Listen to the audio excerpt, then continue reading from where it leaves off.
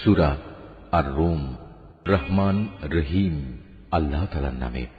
আলিফ লাম মিম। রোম জাতি পরাজিত হয়ে গেছে। ভূমণ্ডলের সবচাইতে নিচু অঞ্চলে সংঘটিত ঘটনা। তাদের পরাজয়ের পর অচিরেই তারা আবার বিজয় লাভ করবে। 3 থেকে 9 এ বিজোড় বছরের মাঝে এ ঘটনা ঘটবে। এর আগেও চূড়ান্ত ক্ষমতা ছিল আল্লাহ তাআলার হাতে, এবং এ ঘটনার পরেও সে চাবিকাঠি তাঁরই হাতে থাকবে। রোমকদের বিজয়ে সেদিন ঈমানদার ব্যক্তিরা ভীষণ খুশি হবে। আল্লাহ তাআলার সাহায্যেই এসব ঘটবে। তিনি যখন যাকে চান তাকেই বিজয় সাহায্য দান করেন।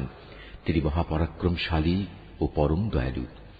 এটা হচ্ছে আল্লাহ তাআলারই ওয়াদা। আল্লাহ তাআলা কখনো তার ওয়াদার বরখেলাফ করেন না, কিন্তু অধিকাংশ মানুষই তা জানে না। তারা তো পার্থিব জীবনের শুধু বাইরের দিকটি সম্পর্কেই জানে, কিন্তু আখেরাতের জীবন সম্পর্কে তারা সম্পূর্ণই গাফেল। এ মানুষগুলো কি নিজেদের মনে একথা চিন্তা করে না আল্লাহ তাআলা কিভাবে আসমানসমূহ, জমিন ও অন্য সব কিছু যথাযথভাবে এবং একটি সুনির্দিষ্ট সময় দিয়ে পয়দা করেছেন? কিন্তু মানুষদের মাঝে অধিকাংশই এ সব কিছুর শেষে তাদের মালিকের সামনে হাজির হওয়া অস্বীকার করে। এরা কি আমার জমিনে ভ্রমণ করে না এবং তাদের আগের লোকদের পরিণাম প্রত্যক্ষ করে না? অথচ তারা শক্তিতে এদের চাইতে ছিল অনেক প্রবল। তারা এ জমিনেই অনেক চাষাবাদ করেছে। আজ এরা যেমন একে আবাদ করছে, তাদের চাইতে বরং তারা বেশি পরিমাণেই একে আবাদ করেছিল। অতঃপর তাদের কাছে তাদের রসুলরা সুস্পষ্ট নিদর্শন নিয়ে হাজির হয়েছিল, কিন্তু তারা রসুলদের মানতে অস্বীকার করায় আমার গজব আবাদ করা সেই শখের জমিন থেকে তাদের নিশ্চিহ্ন করে দিল। আল্লাহ তাআলা তাদের উপর গজব পাঠিয়ে কোনো জুলুম করেননি, বরং কুফরি করে তারা নিজেরাই নিজেদের উপর জুলুম করেছে। অতঃপর যারা মন্দ কাজ করেছে তাদের পরিণাম মন্দই হয়েছে, কেননা তারা আল্লাহ তাআলার আয়াতকে অস্বীকার করেছে। তা নিয়ে তারা ঠাট্টা বিদ্রূপ করেছে। আল্লাহ তাআলা নিজেই তার সৃষ্টিকে অস্তিত্ব দান করেন, আবার তিনি তাকে তার মূলের দিকে ফিরিয়ে নেন। অতঃপর তোমাদের তাঁর কাছেই ফিরে যেতে হবে। যেদিন কিয়ামত অনুষ্ঠিত হবে সেদিন এর ভয়াবহতা দেখে অপরাধী ব্যক্তিরা ভীত বিহ্বল হয়ে পড়বে। সেদিন তাদের শরীকদের কেউই তাদের জন্য সুপারিশ করার মতো থাকবে না, বরং তারা তাদের এ শরীক করার ঘটনাই তখন অস্বীকার করবে। যেদিন কিয়ামত হবে সেদিন মানুষরা ঈমান ও কুফরের ভিত্তিতে আলাদা হয়ে পড়বে। যারা আল্লাহর উপর ঈমান এনেছে এবং সাথে সাথে নেক কাজ করেছে তারা জান্নাতের বাগিচায় থাকবে। তাদের সেখানে প্রাচুর্যপূর্ণ মেহমানদারি করা হবে।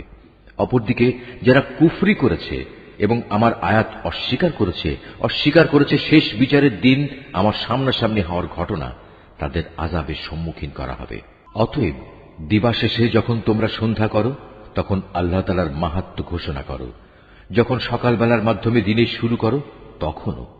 আসমান সমূহ ও জমিনের যাবতীয় প্রশংসা তো একমাত্র তাঁরই জন্যে।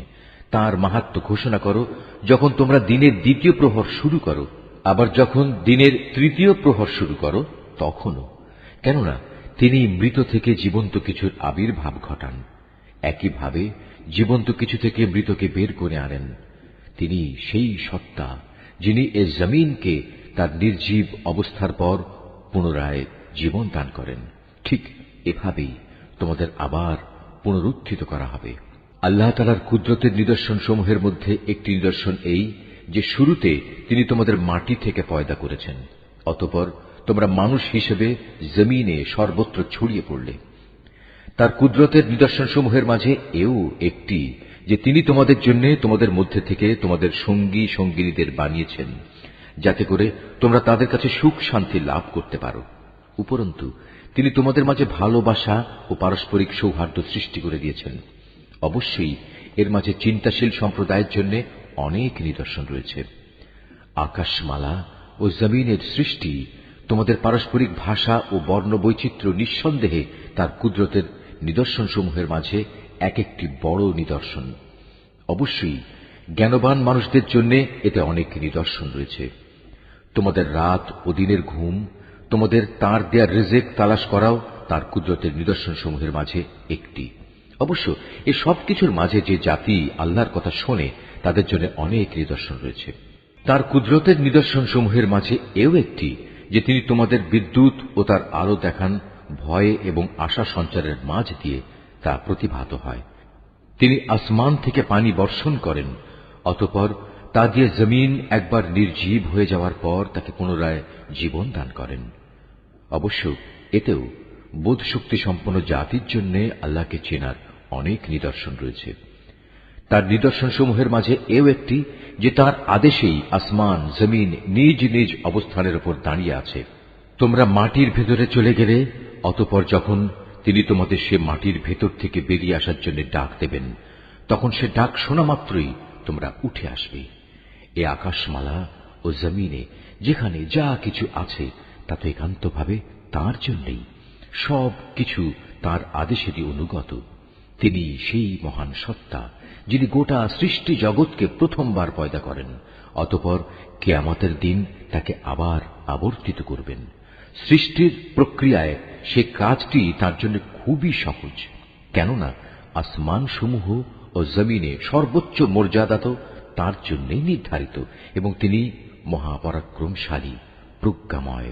হে মানুষরা, আল্লাহ তাআলা তোমাদের বোঝার জন্য তোমাদের নিত্যদিনের ঘটনা থেকে উদাহরণ পেশ করছেন। সে উদাহরণটির জিজ্ঞাসা হচ্ছে, আমি তোমাদের যে রিজিক দান করেছি তাকে তোমাদের অধিকারভুক্ত দাস দাসেরা সমভাবে অংশীদার, এমন অংশীদার যাতে করে তোমরা এবং তারা সমান হয়ে যেতে পারো। বলতে পারো, তোমরা কি তাদের ব্যাপারে ততটুকু ভয় করো যতটুকু ভয় নিজেদের ব্যাপারে করো? বস্তুত এভাবেই আমি বোধ শক্তি সম্পন্ন সম্প্রদায়ের জন্য আমার কথাগুলো খুলে খুলে বর্ণনা করি। কিন্তু যারা সীমা লঙ্ঘনকারী তারা অজ্ঞানতাবশত নিজেদের খেয়াল খুশির অনুসরণ করে রেখেছে। সুতরাং আল্লাহ তাআলা যাকে গোমরা করে রেখেছেন তাকে কে হেদায়েতের পথ দেখাতে পারে? এমন সব লোকদের কোনো সাহায্যকারীও নেই। অতএব হে নবী, তুমি নিষ্ঠার সাথে নিজেকে সঠিক দ্বীনের উপর কায়েম রাখো। আল্লাহ তাআলার প্রকৃতির উপর নিজেকে দাঁড় করাও, যার উপর তিনি মানুষকে পয়দা করেছেন। মনে রেখো, আল্লাহর সৃষ্টির মাঝে কোনো রদ বদল নেই। এ হচ্ছে সহজ সরল জীবন বিধান, কিন্তু অধিকাংশ মানুষই তা জানে না। তোমরা একনিষ্ঠভাবে তাঁর অভিমুখী হও এবং শুধু তাঁকেই ভয় করো। তোমরা নামাজ প্রতিষ্ঠা করো এবং কখনো মুশরিকদের দলভুক্ত হয়েও না। তাদের মাঝে এমনও আছে যারা তাদের দিনকে টুকরো টুকরো করে দিয়েছে এবং তারা নানা ফেরকায়ও পরিণত হয়ে গেছে। প্রত্যেক দলই নিজেদের কাছে যা কিছু রয়েছে তা নিয়ে মত্ত আছে। মানুষদের যখন কোনো দুঃখ দৈন্য স্পর্শ করে তখন তারা তার আল্লাহর দিকে বিনয়ের সাথে ধাবিত হয়ে তাদের মালিককে ডাকতে থাকে। অতঃপর যখন তিনি তাদের তার দয়া নিয়ামতের স্বাদ উপভোগ করান, তখন সাথে সাথে তাদের একদল লোক তাদের মালিকের সাথে অন্যদের শরীক করতে শুরু করে। উদ্দেশ্য হচ্ছে, যা কিছু অনুগ্রহ আমি তাদের দান করেছি তার প্রতি যেন অকৃতজ্ঞতাজনিত আচরণ করতে পারে। করে নাও, অতঃপর অচিরেই তোমরা তোমাদের কুফরির ফলাফল জানতে পারবে। কিংবা আমি কি তাদের উপর এমন কোন দলিল প্রমাণ পাঠিয়েছি যে যে শিরক এরা করে চলেছে তা তাদের এ ধরনের কোন আদেশ দেয়? আমি যখন মানুষদের অনুগ্রহের স্বাদ আস্বাদন করাই তখন তারা তাতে ভীষণ খুশি হয়, আবার যখন তাদেরই কাজের কারণে তাদের উপর কোনো মুসিবত পতিত হয় তখন তারা সাথে সাথেই নিরাশ হয়ে পড়ে। এরা কি এ বিষয়টি নিয়ে ভেবে দেখেনি আল্লাহ তাআলা যার জন্য চান তার রিজিক প্রসারিত করে দেন, আবার যাকে চান তাকে কম করে দেন? নিঃসন্দেহে যারা ঈমানদার জাতি, এতে তাদের জন্য অনেক নিদর্শন রয়েছে। অতএব হে ঈমানদার ব্যক্তি, তুমি আত্মীয় স্বজনকে তার অধিকার আদায় করে দাও। অভাবগ্রস্ত মুসাফিরদেরও নিজ নিজ পাওনা বুঝিয়ে দাও। এ বিষয়টি তাদের জন্য ভালো যারা একমাত্র আল্লাহ তাআলার সন্তুষ্টি কামনা করে, আর সত্যিকার অর্থে এরাই হবে সফল কাম। যা কিছু ধন সম্পদ তোমরা সুদের উপর দাও তা তো এজন্যই দাও যেন তা অন্য মানুষদের মালের সাথে সামিল হয়ে বৃদ্ধি পায়। আল্লাহ তাআলার দৃষ্টিতে তা কিন্তু মোটেই বাড়ে না। অপরদিকে যে যাকাত তোমরা দান করো তা যেহেতু একান্তভাবে আল্লাহ তাআলাকে সন্তুষ্ট করার উদ্দেশ্যে দান করো, তাই বরং বৃদ্ধি পায়। জেনে রেখো, এরাই হচ্ছে সেসব লোক যারা যাকাতের মাধ্যমে আল্লাহর দরবারে নিজেদের সম্পদ বহুগুণে বাড়িয়ে নেয়। আল্লাহ তাআলা সেই পরাক্রমশালী সত্তা যিনি তোমাদের সৃষ্টি করেছেন, অতঃপর তিনি তোমাদের রিজিক দান করেছেন। তিনিই আবার তোমাদের মৃত্যু দেবেন, অতঃপর কিয়ামতের দিন তিনি তোমাদের আবার জীবন দেবেন। তোমরা যাদের আল্লাহর সাথে শরীক করে নিয়েছ তাদের কেউ কি এমন আছে যে এর কোনো একটি কাজও করতে পারবে? মূলত তারা আল্লাহর সাথে যাদের শরীক বানায়, আল্লাহ তাআলা তা থেকে অনেক পবিত্র, অনেক মহান। মানুষের কৃতকর্মের দরুন জলে স্থলে সর্বত্র আজ বিপর্যয় ছড়িয়ে পড়েছে। মূলত আল্লাহ তাআলা তাদের কতিপয় কাজকর্মের জন্য তাদের শাস্তির স্বাদ আস্বাদন করাতে চান, যাতে করে তারা সেসব কাজ থেকে ফিরে আসে। হে নবী, তুমি বলো, তোমরা আল্লাহর জমিনে ভ্রমণ করো এবং যারা আগে এখানে মজুদ ছিল আল্লাহ তাআলাকে অস্বীকার করায় তাদের কি পরিণতি হয়েছিল তা অবলোকন করো। মূলত তাদের অধিকাংশ লোকই ছিল মুশরিক। অতএব হে নবী, তুমি তোমার নিজেকে সত্য দ্বীনের উপর প্রতিষ্ঠিত করে রাখো আল্লাহ তাআলার পক্ষ থেকে ভয়াবহ দিনটি আসার আগে পর্যন্ত, যা কেউই ফিরিয়ে রাখতে পারবে না। আর সেদিন যখন আসবে তখন মোমেন ও কাফের সবাই আলাদা হয়ে যাবে। যে ব্যক্তি আল্লাহ তাআলাকে অস্বীকার করল তার এক কুফরি আযাব হিসেবে তার উপরই এসে পড়বে। অপরদিকে যে ব্যক্তি নেক আমল করল তারাই যেন এর মাধ্যমে নিজেদের জন্য সুখ সজ্জা রচনা করল। মূলত যারাই আল্লাহ তাআলার উপর ঈমান আনবে এবং সে অনুযায়ী নেক আমল করবে, আল্লাহ তাআলা তাঁর অনুগ্রহ দ্বারা তাদের যথোপযুক্ত বিনিময় দান করবেন। আল্লাহ তাআলা কাফিরদের কখনো পছন্দ করেন না। তার মহান কুদরতের নিদর্শন সমূহের মাঝে এও একটি যে তিনি তোমাদের কাছে বৃষ্টির সুসংবাদবাহী বাতাস প্রেরণ করেন, যাতে করে তিনি তোমাদের তার অনুগ্রহের স্বাদ আস্বাদন করাতে পারেন। উপরন্তু তার আদেশে সমুদ্রে জলযানগুলো যেন চলতে পারে এবং তোমরাও এর মাধ্যমে তার কাছ থেকে রিজিক তালাশ করতে পারো, এবং আশা করা যায় তোমরা এসব কিছুর জন্য তার কৃতজ্ঞতা জ্ঞাপন করবে। হে রাসূল, আমি তোমার আগে আরো রাসূল তাদের জাতির কাছে পাঠিয়েছিলাম। তারা নবুতের সুস্পষ্ট নিদর্শন সমূহ নিয়েও এসেছিল, কিন্তু তারা তা অস্বীকার করেছে। অতঃপর যারা অপরাধ করেছে আমি তাদের কাছ থেকে মর্মান্তিক প্রতিশোধ গ্রহণ করেছি, কেননা তাদের মোকাবেলায় ঈমানদারদের সাহায্য করা ছিল আমার উপর কর্তব্য। আল্লাহ তাআলা সেই মহান সত্তা যিনি তোমাদের জন্য বায়ু প্রেরণ করেন, অতঃপর তা এক সময় মেঘমালা সঞ্চালিত করে। তারপর তিনি যেভাবে চান তাকে আসমানে ছড়িয়ে দেন, তাকে টুকরো টুকরো করেন। এক পর্যায়ে তুমি দেখতে পাও তার ভিতর থেকে বৃষ্টিকণা বেরিয়ে আসছে। তিনি তাঁর বান্দাদের মধ্যে থেকে যাকেই চান তার উপরেই তা পৌঁছে দেন।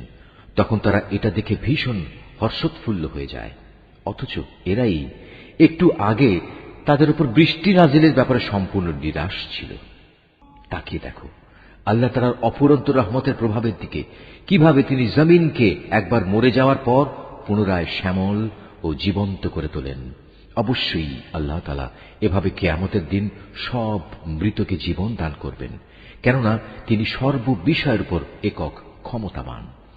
যদি আমি কখনো এমন বায়ু পাঠাতে শুরু করি যার ফলে মানুষ ফসলকে হলুদ রঙের দেখতে পায়, তখন অবশ্যই তারা আমার অকৃতজ্ঞতা জ্ঞাপন করতে শুরু করে। হে নবী, মৃতকে তো তুমি তোমার কথা শোনাতে পারবে না, না পারবে বধিরকে তোমার ডাক শোনাতে, বিশেষ করে যখন ওরা তোমাকে দেখেই মুখ ফিরিয়ে নেয়। তুমি অন্ধদের তাদের গুমরাহি থেকে বের করে সঠিক পথ দেখাতে পারবে না। তুমি তো কেবল এমন লোকদেরই আমার কথা শোনাতে পারবে যে আমার আয়াতসমূহের উপর ঈমান আনে, কেননা এরাই হচ্ছে নিবেদিত মুসলমান। আল্লাহ তাআলাই হচ্ছেন সেই মহান সত্তা যিনি তোমাদের দুর্বল করে পয়দা করেছেন, অতঃপর তিনি এই দুর্বলতার পর দেহে শক্তি সৃষ্টি করেছেন। আবার তিনি এই শক্তির পর পুনরায় দুর্বলতা ও বার্ধক্য সৃষ্টি করেছেন। বস্তুত তিনি যা ইচ্ছা তাই সৃষ্টি করেন এবং তিনি সর্বোচ্চ ক্ষমতাবান ও সর্বজ্ঞ।